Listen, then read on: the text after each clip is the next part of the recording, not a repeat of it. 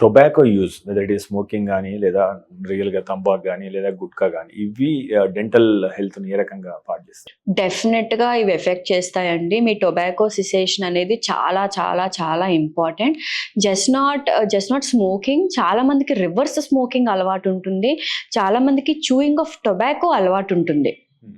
So that's where మీ చిగుర్లు effect అవ్వడం start అవుతాయి. అంటే వాళ్ళకి ఇమ్మీడియేట్‌గా పళ్ళకి పుచ్చు రాదు కాబట్టి వాళ్ళకి అర్థం కాదు. కానీ స్లోగా మీ చిగుర్లు కిందకి జారిపోవడం, పన్ను లూజ్ అయిపోవడం, లేదా అక్కడ ఏదైనా గ్రోత్ లాంటిది రావటం అండ్ నోరు తెరవలేకపోవటం, ఇలాంటివన్నీ సింప్టమ్స్ అన్నమాట. ఇవి గాని వదిలేస్తే అవి మాలిగ్నెంట్‌లోకి చేంజ్ అయ్యే కండిషన్స్ చాలా కామన్. ఓకే.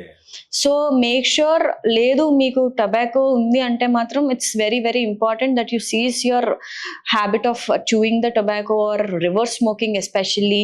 లేదు స్మోకింగ్ అయినా సరే it's very very important that you stop that firstly.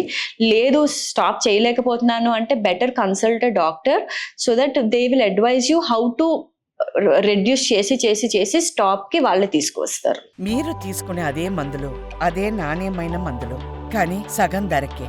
అవును, మెడ్ ప్లస్ బ్రాండ్స్ పై 50 to 80% తగ్గింపు.